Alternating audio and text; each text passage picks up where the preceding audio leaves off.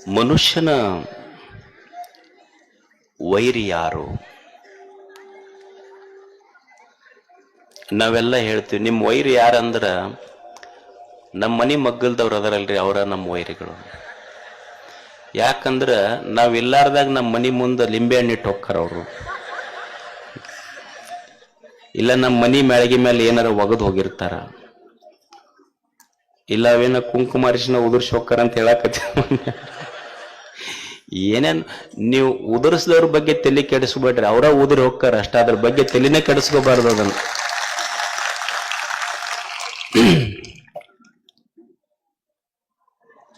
ಮನುಷ್ಯನ ನಿಜವಾದ ವೈರಿ ಯಾರು? ನಾವು ನಮ್ಮ ಮನೆ ಮಗ್ಗಲ್ದವ್ರ ವೈರಿಗಳಂತೀವಿ, ಅಥವಾ ನಮ್ಮ ಮನೆಯನವರ ನಮಗೆ ವೈರಿಗಳದಾರಿ ಅಂತೀವಿ. ಒಬ್ಬ ತತ್ವಜ್ಞಾನಿ ಅವ ತಪ್ಪನ್ನ ಮಂದಿ ಕಡೆ ಬಟ್ಟ ಮಾಡಿ ತೋರಿಸುವುದಿಲ್ಲ.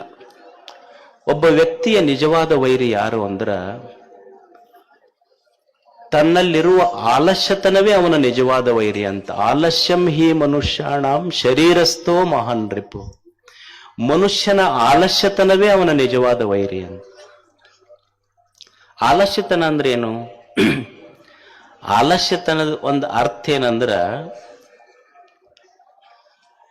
ಓದಬಾರ್ದು ಪಾಸ್ ಆಗ್ಬೇಕು,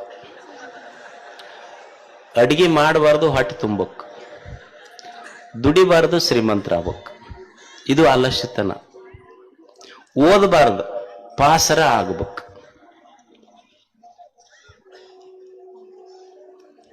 ರಿಸಲ್ಟ್ ಬಂತು, ಮಗೊಂದು ಫೇಲ್ ಆಗೈತಂತ ಬಂತು.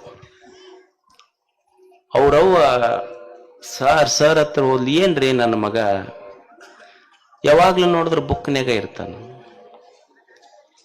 ಇಲ್ಲವ ಮತ್ತೆ ಫೇಲ್ ಅಂತೂ ಆಗ್ಯಾನ ನೋಡನ್.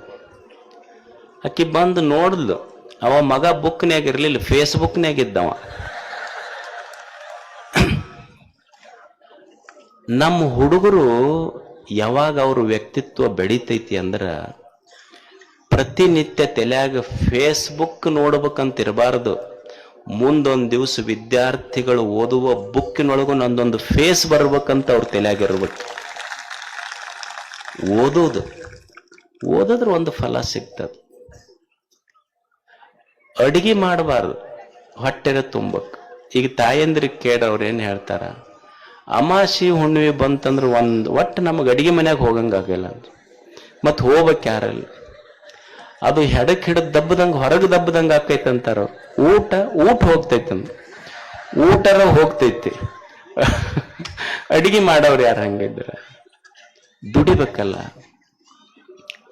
ನಮ್ದೇನು ಅಂದ್ರ ದುಡಿಬಾರ್ದು, ಶ್ರೀಮಂತರಾಗ್ಬೇಕು. ದುಡಿಲಾರ್ದೆ ಶ್ರೀಮಂತರ ಹೆಂಗಾಗೋದು? ಈ ಕೊಪ್ಪಳ ಜಾತ್ರೆ ಅಂತ ಒಂದ್ ಜಾತ್ರೆ ಇತ್ತಂದ, ಒಬ್ಬ ಬಂದ, ಅವ ಶ್ರೀಮಂತ ಆಗ್ಬೇಕನ್ನವ. ಇಷ್ಟು ದಿವ್ಸರ ದುಡ್ದಿಲ್ಲ. ಅವ ಏನ್ ಮಾಡ್ದ, ಒಂದು ಫಸ್ಟ್ ಮಿಠಾಯಿ ಅಂಗಡಿಗೆ ಹೋದ್ನಂತ. ನಮ್ದೊಂದು 25 ಕ್ವಿಂಟಲ್ ಬೋಂದೆ ಆರ್ಡರ್ ಕೊಡೋದೈತಿ, ನಿಮ್ದೊಂದು 4 ಶಾಂಪಲ್ ಕೊಡ್ರಿ ಅಂದ. 4 ಶಾಂಪಲ್ ಇಸ್ಕೊಂಡು ಮತ್ತೆ ಬೇರೆ ಅಂಗಡಿಗೆ ಹೋದ. ನಮ್ದೊಂದು 25 ಕ್ವಿಂಟಲ್ ಬೋಂದೆ ಆರ್ಡರ್ ಕೊಡೋದೈತಿ, ಒಂದು 4 ಶಾಂಪಲ್ ಕೊಡ್ರಿ. ಮತ್ 3ನೇ ಅಂಗಡಿಗೆ ಹೋದ. ನಮ್ದೊಂದು 25 ಕ್ವಿಂಟಲ್ ಬೋಂದೆ ಆರ್ಡರ್ ಕೊಡೋದೈತಿ, ಒಂದು 4 ಶಾಂಪಲ್ ಕೊಡ್ರಿ. ಹಂಗ ಒಂದು 50 ಮಿಠಾಯಿ ಅಂಗಡಿಗೆ ಹೋದ. ಇವಂದ ಒಂದು 2 ಕ್ವಿಂಟಲ್ ಹತ್ ಮುಂದೊಂದು ಅಂಗಡಿ ಇಟ್ಟು ಬಿಸಿನೆಸ್ ಮಾಡದವ. ದುಡಿಬಾರದು, ಮಸ್ತ್ ಶ್ರೀಮಂತರಾಗಬೇಕು. ಇದ್ದಾಗ ಮನುಷ್ಯ ದುಡಿದೆ ಇದ್ರ ಹೆತ್ತವ್ರಿಗಲ್ಲ, ಇದ್ದಾಗ ದುಡಿದೆ ಇದ್ರ ಮನುಷ್ಯ ಹೆತ್ತವ್ರಿಗೆ ಅಷ್ಟೇ ಅಲ್ಲ, ಸತ್ತಾಗ ಹೊತ್ತವ್ರಿಗೆ ಭಾರ ಆಗ್ತಾನ. ದುಡಿದು ಉಣ್ಬೇಕನ್ನೋದು ಕಲಿಬೇಕು ಮನುಷ್ಯ. ನಮ್ಮ ನಾಯಕರು ಯಾರು ಅಂದ್ರ ಎಂತಿಂತ ಅಂಗಿ ಹಾಕೊಂಡು ಎಲ್ಲೋ ಕುಂತಿರ್ತಾರಲ್ಲ, ಅವ್ರ ಹಿಂದೆ ಹೋಗ್ಬಾರ್ದು. ಕಾಯಕವೇ ನಮ್ಮ ನಾಯಕ, ಅವ ನಿಜವಾದ ನಾಯಕ. ಅಲ್ಲೊಬ್ರು ಅಮ್ಮವ್ರು ಕುಂತಾರಲ್ಲ, ಅವ್ರ ಹೆಸರು ರೆಮಾಬಾಯಿ ಅಂತ ಹೇಳಿ. ಅವ್ರು ನಿಮ್ ಕರ್ನಾಟಕದವರಲ್ಲ, ಇವರು ಬೇರೆ ಕಡೆಯಿಂದ ಕರ್ಕೊಂಡ್ ಬಂದಿನೋ. ಅವ್ರು ಕೇರಳದ ಕೊಲ್ಲಂನವ್ರು, ಕೇರಳದ ಕೊಲ್ಲಂದಿಂದ ಬಂದಾರ ಅವರು. ಈಗ ನಮ್ಮಲ್ಲಿ 20-30 ಎಕರೆ ಹೊಲ ಇರ್ತೈತಿ, ಮಠಕ್ ಬರ್ತಾರ. ಯಪ್ಪ ಒಟ್ಟ ಕಣ್ಣಿಗೆ ಕಾಣ್ತೈತಿ, ಕೈಗೆ ಹತ್ತದಿಲ್ಲ ನೋಡ. ಮತ್ತೆ ಇವ್ ಹೋಗಿ ಬ್ಯಾರೆ ಕಡೆ ನಂಬರ್ ಹಚ್ಚಿ ಬಂದ್ರೆ ಇವನ್ ಕೈಯಾಗ ಹೆಂಗ್ ಬರ್ತೈತಿ, ಅವ್ರ ಕೈಯಾಗ ಹೋಗ್ತೈತಿ. ಅದು ಕಣ್ಣಿಗೆ ಕಾಣ್ತೈತಿಯಪ್ಪ, ಒಟ್ಟು ಕೈಗೆ ಹತ್ತದಿಲ್ಲ. ಅದು ಎಷ್ಟು ಎಕರೆ, 20-25 ಎಕರೆ ಹೊಲ ಇಟ್ಟುಕೊಂಡು ನಾವೇನಂತೀವಿ, ಕಣ್ಣಿಗೆ ಕಾಣ್ತೈತಿ ಕೈಗೆ ಬರೋದಿಲ್ಲ. ಅವರು ರಮಾಬಾಯಿ ಅವರು, ಅವ್ರ ಹೈಸ್ಕೂಲ್ ಹೆಡ್ ಮಿಸ್ಟ್ರೆಸ್, ರಿಟೈರ್ಡ್ ಆದ್ರು. ಅವ್ರ ತಾಯಿ ತೀರ್ಕೊಂಡ್ರು. ರಿಟೈರ್ಡ್ ಆಗಿದ್ದು ನಿವೃತ್ತಿ ನಂತರ ಏನ್ ಮಾಡ್ಬೇಕು ಅನ್ನೋದು ಒಂದು ಸಮಸ್ಯೆ, ತಾಯಿ ತೀರ್ಕೊಂಡಿದ್ದೊಂದು ಮಾನಸಿಕ ಆಘಾತ. ಅವ್ರ ಮನಿ ಈ ಟೆರಸ್ ಅಂತೀವಲ್ಲ, ಮೇಲ್ಛಾವಣಿ 17 ಸ್ಕ್ವೇರ್ ಫೀಟ್ ಮೇಲ್ಛಾವಣಿ ಮೇಲೆ ಈ ಡ್ರ್ಯಾಗನ್ ಫ್ರೂಟ್ಸ್ ಅಂತ ಬರ್ತಾವ ನೋಡಿರಲಿ, ಕೆಂಪನ ಹಣ್ಣು ಇರ್ತಾವ ದೊಡ್ಡ, ಇಷ್ಟು ಅವು ಒಂದೊಂದು ಕೆಜಿ ಆಗ್ತಿರ್ತೈತ. ಮನಿ ಮೇಲ್ಛಾವಣಿಯ ಮೇಲೆ 50 ಬ್ಯಾರಲ್ ತೊಗೊಂಬಂದ್ರು. ಮಣ್ಣು ಹಾಕ್ಲಿಲ್ಲ, ವೇಸ್ಟ್ ಕಾಂಪೋಸ್ಟ್ ಎಲ್ಲ ಬಳಸಿ ಒಂದು ಕಬ್ಬಣ ಬ್ಯಾರೆಲ್ನೊಳಗೆ 2 ಗಿಡ ಹಚ್ಚಿದ್ರು. ಅಂದ್ರೆ 100 ಗಿಡ ಹಚ್ಚಿದ್ರು. ಒಂದು 17 ಸ್ಕ್ವೇರ್ ಫೀಟ್ ಅಂದ್ರೆ ನಿಮ್ 30-40 ಸೈಟ್ ಅನ್ಕೊಂಡ್ಬಿಡ್ರಿ, ಹೆಚ್ಚು ಕಡಿಮೆ ಏನು, ಒಂದು 100-200 ಫೀಟ್ ಹೆಚ್ಚು ಕಡಿಮೆ. ಒಂದು 1700 ಸ್ಕ್ವೇರ್ ಫೀಟ್ ಮೇಲ್ಛಾವಣಿ ಟೆರೆಸ್ ಮ್ಯಾಲ 100 ಡ್ರ್ಯಾಗನ್ ಹಣ್ಣಿನ ಗಿಡ ಬೆಳೆಸಿ ತಿಂಗಳಿಗೆ 1 ಗಿಡದಿಂದ 1,000 ರೂಪಾಯಿ ಲಾಭ ತೆಗೆದು ಪ್ರತಿ ತಿಂಗಳಿಗೆ ಟೆರೆಸ್ ಮೇಲೆ 1 ಲಕ್ಷ ರೂಪಾಯಿ ತೆಗಿತಾರ ಅವರು ಡ್ರ್ಯಾಗನ್ ಫ್ರೂಟದಿಂದ. ಮತ್ತೀಗ ಹೊಲಗಿಲ್ಲ ಸ್ವಲ್ಪ ಮಾಡ್ಕೊಂಡಾರ, ಆ ಮಾತ್ ಬೇರೆ. ನಾ ಎದಕ್ ಹೇಳಕತ್ತೀನಂದ್ರ, ನಮಗ 20-30 ಎಕರೆ ಇದ್ದು ಹೊಲ ಬೆಳೆಯುವುದನ್ನೋರು ನಾವು ಒಂದು ಕಡೆ, ಮಣ್ಣ ಇಲ್ಲ, ಬರೇ ಗಿಡದ ತೊಗಟಿ ಆದು ಹಾಕಿ ಬ್ಯಾರೆಲ್ನೊಳಗೆ ಹೊಲ ಇಲ್ಲದೆ ಮನಿ ಮೇಲ್ಛಾವಣಿ ಬಳಸಿ 1 ಲಕ್ಷ ರೂಪಾಯಿ ತೆಗಿಯುವ ಜನನು ನಮ್ಮ ಕಣ್ಣೆದ್ರಿಗೆ ಅದಾರಲ್ಲ, ಅಂಥವ್ರು ನೋಡೋದ ಒಂದು ಹಬ್ಬ ಅಷ್ಟೇ. ಅಂಥವ್ರು ನೋಡ್ಬೇಕು ಈ ಕಣ್ಣ, ಅಂಥವ್ರ ಬಗ್ಗೆ ಕೇಳ್ಬೇಕು 2 ಮಾತು. ಅದಕ್ಕೆ ಅವರು ನಮಗೊಂದು ಸ್ಫೂರ್ತಿ. ಅದಕ್ಕೆ ಅಲ್ಲಿಂದ ಬಂದಿದ್ದಾರೆ ಅವರು. ಅವರ ಆ ಸಾಧನೆ, ಅವರ ಕ್ರಿಯಾಶೀಲತೆ ಏನಿದೆ ನಮ್ಮ ನಾಡಿನ ರೈತರಿಗೆ, ಯುವಕರಿಗೆ ಸ್ಫೂರ್ತಿ ಆಗಲಿ ಅಂತ ಹಾರೈಸಿ, ಪರಮ ಪೂಜ್ಯ ಬೂದುಗುಂಪಿಯ ಶ್ರೀಗಳು ಅವರಿಗೆ ಆಶೀರ್ವಾದಿಸಬೇಕು ಅಂತ ತಿಳ್ಕೊಂಡು ಅವರಲ್ಲಿ ಕೇಳ್ತೇವೆ.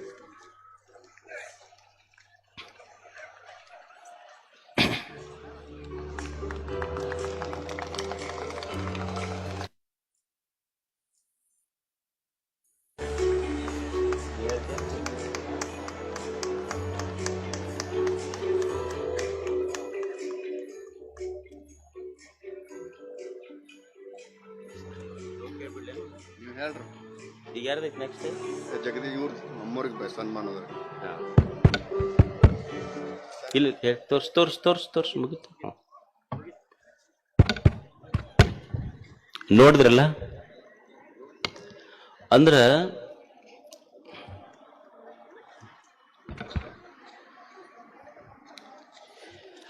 ಅವ್ರನ್ನೆಲ್ಲ ಇಂಥವ್ರ ಒಂದು ಪರಿಚಯ. ಮತ್ ನಾಳೆ ಇಬ್ಬರದಾರ ಬೇರೆ ಬೇರೆ ಟೈಪ್, ಅವ್ರನ್ನ ಕರ್ಸೋಣ, ಅವ್ರನ್ನೂ ಒಂದ್ಸಲ ಕೇಳೋದು. ಅಂದ್ರೆ ಹೊಸ ಹೊಸ ವ್ಯಕ್ತಿಗಳು, ಹೊಸ ಹೊಸ ವಿಚಾರಗಳು, ಹೊಸ ವಿಚಾರಧಾರೆಗಳು ನಮ್ಮ ಯುವಕರಲ್ಲಿ ಬರಬೇಕು. ಯಾಕಂದ್ರ ವಿಚಾರ ಎಷ್ಟು ದೊಡ್ಡದು ಅಂದ್ರ, ನಾವೆಲ್ಲ ಭಿಕ್ಷೆ ಬೇಡವ್ರನ್ನ ನೋಡ್ತೀವಿ. ಬೆಳಿಗ್ಗೆದ್ದು ಖಾಲಿ ತಟ್ಟೆ ತಗೊಂಡು ಇನ್ನೊಬ್ಬರ ಮನಿ ಮುಂದ ಯಾರು ಭಿಕ್ಷಾ ಬೇಡ್ತಾರಲ್ಲ ಅವರು ಭಿಕ್ಷುಕರಲ್ಲ. ಯಾರು ಬೆಳಿಗ್ಗೆದ್ದಾಗ ಅವ್ರ ತಲೆಯಲ್ಲಿ ಒಳ್ಳೆಯ ವಿಚಾರಗಳನ್ನು ಹೇಳುವುದಿಲ್ಲಲ್ಲ, ಅವರು ನಿಜವಾದ ಭಿಕ್ಷುಕರು. ಖಾಲಿ ತಟ್ಟಿರೋರು ಭಿಕ್ಷುಕರಲ್ಲ, ಖಾಲಿ ತಲೆಯಿಂದ ಹೇಳುವವರು ಭಿಕ್ಷುಕರಾಗ್ತಾರೆ. ಅದಕ್ಕೊಂದೊಂದು ಹೊಸ ವಿಚಾರಗಳು, ಹೊಸ ವಿಚಾರಧಾರೆ ನಮ್ಮ ಯುವಕರಲ್ಲಿ ಬರಬೇಕಾಗ್ತದೆ. ಇಂಥವರಿಂದ ಒಂದು ಸಣ್ಣ ಸಣ್ಣ ಸ್ಫೂರ್ತಿಯ ಶೆಲೆ ನಾವು ತಗೋಬೇಕು. ನಮ್ಮಲ್ಲಿರುವ ದುಶ್ಚಟಗಳನ್ನ ಕಡಿಮೆ ಮಾಡಿಕೊಂಡು ಹೊಸ ಬದುಕು ಕಟ್ಟಬೇಕು. ನಮ್ಮಲ್ಲೆಲ್ಲ ಏನಾಗಿದೆ, ನಾನು ಮಕ್ಕಳನ್ನು ನೋಡ್ತೀವಲ್ಲ, ಅವ್ರು ಎಲ್ಲಿ ಕುಂದಿರ್ತಾರ, ಎಲ್ಲಿ ಹೇಳ್ತಾರ ಗೊತ್ತಿಲ್ಲ. ಅಲ್ಲಿ ಉಗುಳೋದೊಂದು ಬಿಟ್ರೆ ಏನೂ ಗೊತ್ತಿಲ್ಲ. ಉಗುಳಿ ಹೊರಗೆ ದೇಶ ಕೆಡಿಸಿದ್ರು, ನುಂಗಿ ಒಳಗೆ ದೇಹ ಕೆಡಿಸ್ಕೊಂಡ್ರಷ್ಟೆ. ಇದನ್ನು ಬಿಟ್ಟರೆ ಮತ್ತೇನೂ ಮಾಡ್ಲಿಕ್ಕೆ ಆಗ್ತಾ ಇಲ್ಲ. ದೇವರು ಚಲೋ ಕಣ್ಣು ಕೊಟ್ಟಾನ, ಕೈ ಕೊಟ್ಟಾನ, ಕಾಲು ಕೊಟ್ಟಾನ. Unlimited energy with limited span of life. ದೇಹದೊಳಗೆ ಎಷ್ಟು ಶಕ್ತಿ ಇಟ್ಟನಲ್ಲ ಅದಕ್ಕೆ ಎಣಿಕೆ ಇಲ್ಲ. ಅಷ್ಟು ಶಕ್ತಿ ಇಟ್ಟು ಇದೊಂದು ದೇಹ ಕೊಟ್ಟಾನ, ಅದನ್ನು ಸರಿಯಾಗಿ ಉಪಯೋಗ ಮಾಡಿಕೊಳ್ರಿ. ಇಂಥವರಿಂದ ಒಂದು ಹೊಸ ಸ್ಫೂರ್ತಿ ಬರ್ಬೇಕು ನಮ್ಮ ಯುವಕರಿಗೆ. ಅದಕ್ಕೆ ಅವ್ರು ಏನು ಯುವಕರಲ್ಲಿ ಇವತ್ತು ದುಶ್ಚಟಗಳದಾವ, ಅದನ್ನೆಲ್ಲ ದೂರ ಆಗಬೇಕು. ಇಂಥವರಿಂದ ಹೊಸ ಸ್ಫೂರ್ತಿ ತಗೋಬೇಕು. ಎಲ್ಲೋ ಮೊನ್ನೆ ಯಾರೋ ಒಬ್ರು ಗುರುಗಳು ಹೇಳ್ತಾ ಇದ್ರು, ಒಂದಿಬ್ರು ಸ್ನೇಹಿತರಿದ್ರಂತ. ಅವರು ಇಬ್ಬರಿಗೆ ಗುಟ್ಕಾ ತಿನ್ನೋದು ಬಹಳ ಹವ್ಯಾಸ. ಅವರು ಸಿನಿಮಾ ನೋಡಕ್ ಹೋದ್ರಂತ. ಸಿನಿಮಾ ಮಾತ್ರ ಬಹಳ ಇಂಟ್ರೆಸ್ಟ್, 500 ರೂಪಾಯಿ ಟಿಕೆಟ್ ಕೊಟ್ಟು ಸಿನಿಮಾ ನೋಡಕತ್ತಿದ್ರು. ಇಬ್ರು ಹಾಕೊಂಡ ಕುಂತಿದ್ರು. ಅವ ಉಗುಳ್ಬೇಕಂದ್ರ ಸಿನಿಮಾ ನಡೆದೈತಿ, ಹೊರಗೆ ಹೋಗ್ಬೇಕಂದ್ರ ಆಗ್ತಾ ಇಲ್ಲ, ಯಾಕಂದ್ರೆ ಸಿನಿಮಾ ಹೋಗ್ತೈತಿ. ಅವ ಆ ಕಡೆ ಈ ಕಡೆ ನೋಡಕತ್ತಿದ್ದ. ಅವನ ಮಗ್ಲೊಬ್ಬ ಇದ್ನಲ್ಲ, ಅವ ಕೇಳಿದ, ಏನ್ ಆ ಕಡೆ ಈ ಕಡೆ ನೋಡಕತ್ತಿ?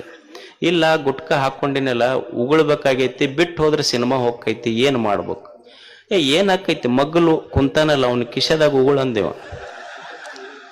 ಇವ ಅಂದ, ಅಲ್ಲ, ನನಗೆ ಅವನ ಕಿಶೆದಾಗ ಉಗುಳಂತ ಹೇಳ್ತೀಯಲ್ಲ, ಮತ್ತ ಅವನಿಗೆ ಗೊತ್ತಾಗೋದಿಲ್ಲ.